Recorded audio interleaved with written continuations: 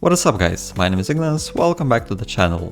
Last time we have checked into industrials heavy machinery names, and though Caterpillar was just behind Packer, I think that may be the name where I'm adding money with next month's cash addition. Though looking into industrials, I found out that there is one name in the portfolio not doing that well recently, so that is Northrop Grumman, ticker symbol NOC, a stock from the aerospace and defense industry. Currently have 0.912 of a share. Cost basis is $400, and the stock is up $8.34 plus 2.09%. So I've checked into other defense stocks, and they have been similarly trending downwards. So my idea is to also add money into NOC, or potentially another name from the same industry. So that is where the dividend comparison will be coming in. I've picked 3 large names from aerospace and defense: Lockheed Martin, LMT, General Dynamics GD, and Northrop Grumman NOC. For the comparison, we'll check into 8 different metrics: revenue, price to earnings, number of shares outstanding, dividend yield, dividend payout ratio, years of consecutive dividend increases, 5-year compound annual dividend growth rate, and the current dividend yield compared to its 5-year average.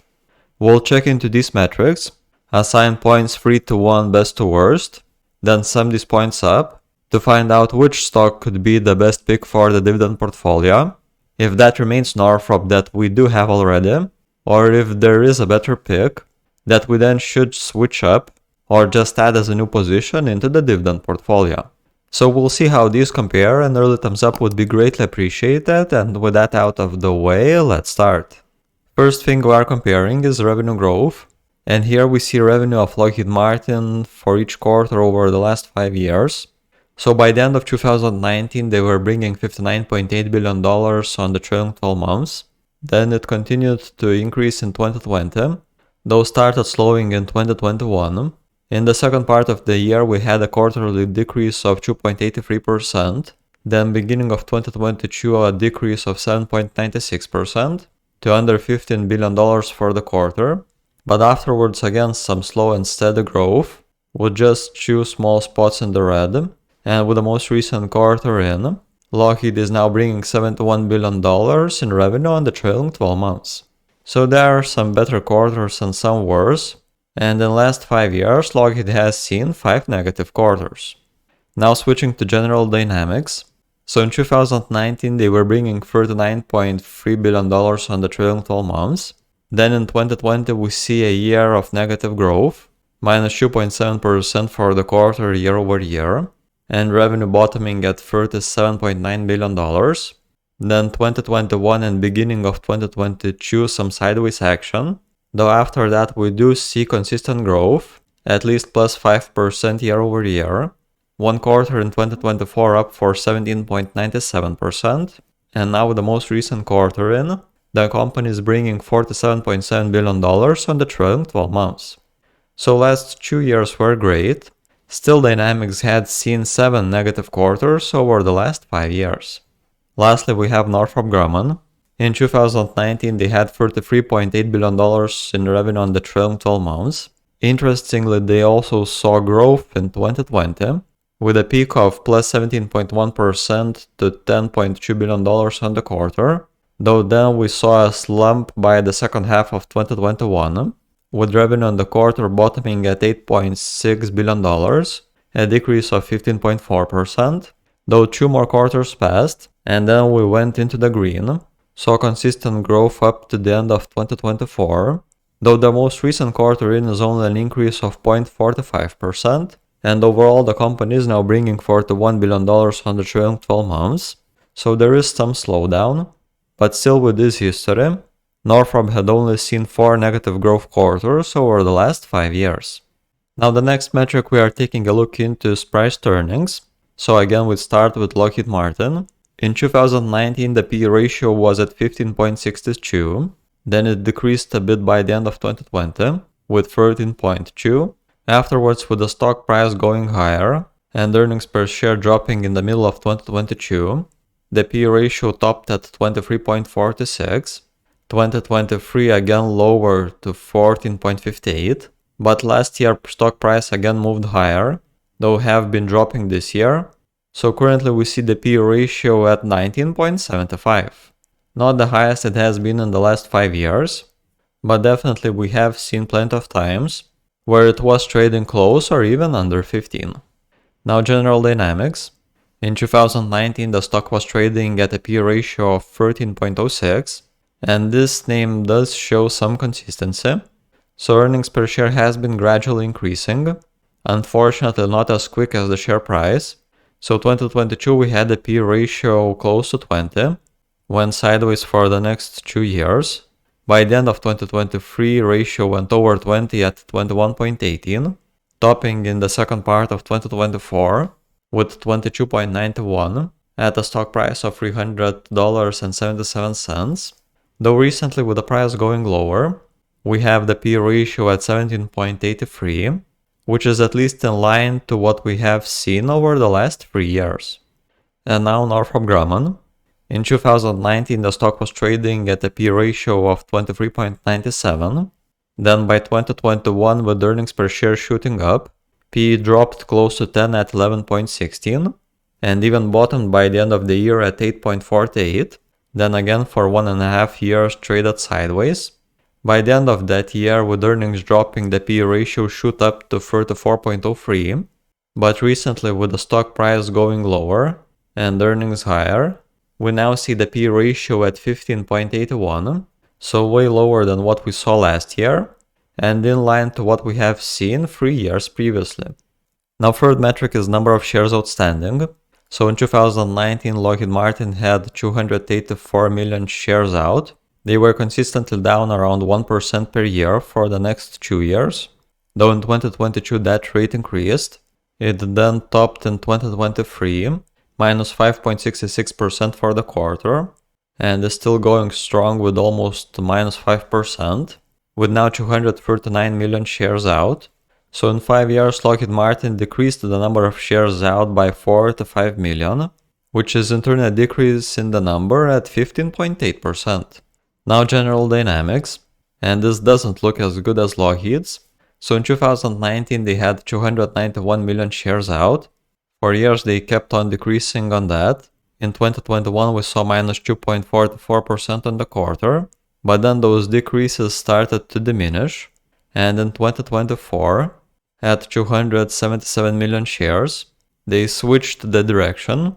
So now the last 3 quarters we see positive growth in the number of shares out, and with the most recent number it is at 277 million shares. So in 5 years, Dynamics decreased the number of shares out by 14 million, which is in turn a decrease of 4.8%, though the direction now isn't a positive, so not as good as what we already saw for Lockheed Martin. And lastly Northrop. This from first glance is again a better situation. So in 2019 we see the number of shares out at 170 million. Smallest decrease was in 2020, minus 1.18% to 168 million shares. Then the largest one was in 2020, minus 4.27% at 157 million shares. And the number kept on decreasing over the years. Now we have it at 147 million. So in 5 years the company decreased the number of shares out by 23 million, which is then a decrease of 13.5%. Now the next metric we are taking a look into is the dividend yield. So Lockheed Martin is paying an annual dividend of $13.20 per share, which at a stock price of $440.72 is a dividend yield of exactly 3%. Then General Dynamics, their dividend is $5.68 per share, so at a price of $243.06, we have a dividend yield of 2.34%. And lastly Northrop, a dividend of $8.24, so at a stock price of $447.96, we here have a dividend yield of 1.84%. For metric number 5 we have the payout ratio, so what percentage of company's earnings are assigned for dividends. Lockheed Martin has the dividend payout ratio at 44.33%, switching to General Dynamics, and their payout ratio is 33.74%, and then Northrop, with the lowest payout ratio of the 3 at 28.43%. Now years of consecutive dividend increases. So for how many years in a row the company has consistently increased dividends? Lockheed Martin has the number of consecutive dividend increases at 22 years. Switching to Dynamics, and they have it even better at 33 years of consecutive dividend increases. And then Northrop Grumman, with 21 years of consecutive dividend increases. Metric number 7 is the compound annual dividend growth rate. We'll use the 5-year average including this year's estimate. So for Lockheed Martin, the dividend growth rate is at 6.14%. Then General Dynamics, with a compound annual dividend growth rate of 5.24%. And lastly Northrop, with dividend growth rate at 7.76%. Now for the last metric, we're taking the ratio of the current dividend yield and its 5-year average. And for this, we'll use my dividend investing watch list on Google Sheets. So we are in the tab for Lockheed Martin.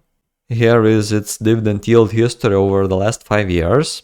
And on average in 5 years, the stock was trading at a dividend yield of 2.54%. So the best time to get into the stock was back in 2021, with a yield of 3.14%. Higher than the 5-year average for 23.39%. And the worst time was this slump in 2024, 1.66%, lower than average, minus 34.77%. Though if we would be taking the stock right now at a yield of 3.4%, that is quite there in the highs, higher than average, plus 19.48%. Now General Dynamics, we have its dividend yield history over the last 5 years. And on average the stock was trading at a yield of 2.33%.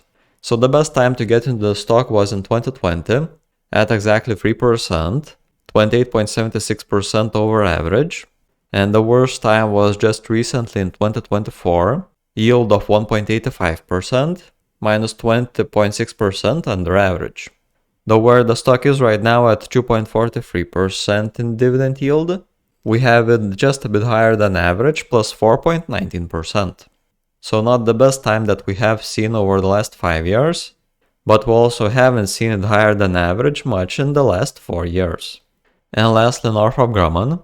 Here is its dividend yield history of the last 5 years, and on average the stock was trading at a yield of 1.6%. So the best time to get into the stock was in 2021 at a yield of 1.97%. Above average for 23.44%, and worst was in 2022 at 1.27%, under average for 20.42%. Though where the stock is trading now at 1.92% in dividends, it is actually quite high up, higher than average for 20.58%, so almost the highest it has been over the last 5 years. So we have checked into these 8 metrics, and I have added numbers into the table, and so with this done we can start assigning points. So for the first metric, Northrop Grumman gets 3 points, with only 4 negative revenue growth quarters in the last 5 years. Second metric again to Northrop, where it has the lowest P/E ratio at 15.81, and in line to what we have seen for the stock at least in the last 4 years. For the shares outstanding, 3 points goes to Lockheed Martin, where in 5 years the company decreased the number of shares out by 15.8%. For dividend yield, again 3 points to Lockheed Martin, because it has the largest dividend yield at exactly 3%. Dividend payout ratio, 3 points to Northrop Grumman at 28.43%. For the number of years with consecutive dividend increases, first time 3 points to General Dynamics with 33 years. 5-year compound annual dividend growth rate goes to Northrop Grumman with 7.76%. And the last metric, dividend yield compared to its 5-year average. Again 3 points to Northrop Grumman, where its current dividend yield is 20.58% higher than its 5-year average. So we have the points assigned. Lockheed Martin got 3 best metrics, General Dynamics 1, and Northrop Grumman 5 best. And so with 5 best metrics and 19 points, Northrop Grumman is considered the winner of this dividend comparison. So we got Northrop as the stock to put money into. There is already a position in the dividend portfolio. I think with March's cash addition, I'll need to consider whether to put that money into CAT or NOC, but it looks like they will both be decent picks from their respective industries. What do you think? Is Northrop Grumman a good pick from the aerospace and defense industry, or do you prefer a different pick? Share your preferred ticker symbol in a comment below. Also, don't forget to support the channel and leave a thumbs up under the video. Last time I did a stock comparison on 3 names from the farm and heavy machinery industry, so if you are also interested in that, then click on a video that is currently on the screen. And that was it from my side, thank you for watching and I'll see you all in the next one. Dividend dreams building